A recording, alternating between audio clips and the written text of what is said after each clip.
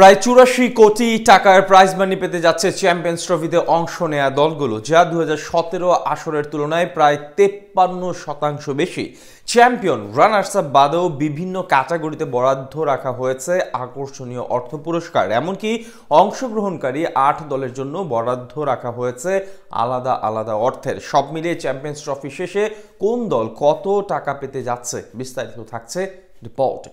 ভারত পাকিস্তান বিতর্ক কিংবা ভেন্যু নিয়ে জলঘোলা, চ্যাম্পিয়ন্স ট্রফি নিয়ে গেল কয়েক মাস ধরেই সামনে আসছিল একের পর এক নাটকীয় প্রতিযোগিতার। তবে সবকিছুর অবসান ঘটিয়ে শীঘ্রই পর্দা উঠতে যাচ্ছে হাইব্রিড মডেলে আয়োজিত এবারের আসরের। ১৯ ফেব্রুয়ারি শুরু হওয়া আসরের পর্দা নামবে ৯ তারিখের জমজমাট ফাইনাল দিয়ে। আইসিসির মেগা ইভেন্টটি ঘিরে ইতিমধ্যেই প্রস্তুতির প্রায় শেষ দিকে এসে পৌঁছেছে অংশগ্রহণকারী দলগুলো।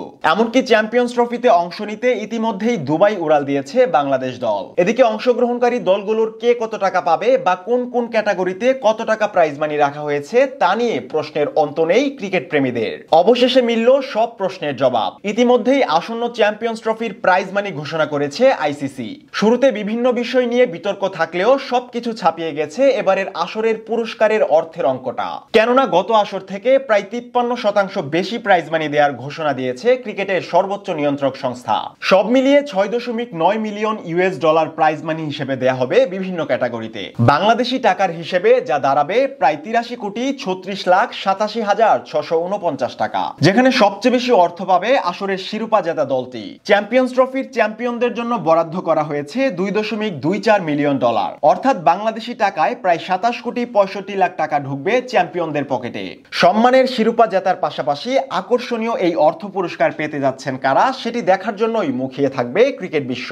স্বাভাবিকভাবেই পুরস্কারের দ্বিতীয় সর্বোচ্চ অর্থ পাবে রানার্স আপ দল। ঘোষণা অনুযায়ী ১.১২ মিলিয়ন ডলার প্রাইজ মানি যাবে তাদের পকেটে, বাংলাদেশি টাকার হিসাবে যার পরিমাণ দাঁড়ায় প্রায় ১৩,৫৩,০০,০০০ টাকা। এছাড়া সেমিফাইনালে উঠে হারলেও মিলবে পুরস্কার, আর জিতলে আছে ফাইনালের লোভনীয় হাতছানি। সেমিতে উঠে হেরে যাওয়া দলও পাবে $৫,৬০,০০০।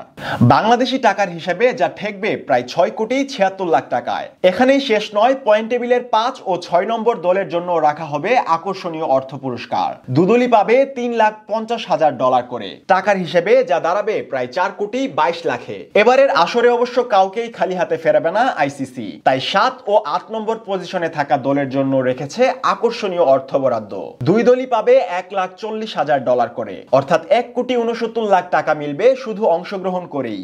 এছাড়া অংশগ্রহণকারী ৮ দলের প্রত্যেকের জন্যই আলাদা হিসেবে রাখা হয়েছে $1,25,000 করে, অর্থাৎ প্রতিটি দলকেই আইসিসির পক্ষ থেকে দেয়া হবে বাংলাদেশি টাকায় প্রায় ১,৫১,০০,০০০ টাকা।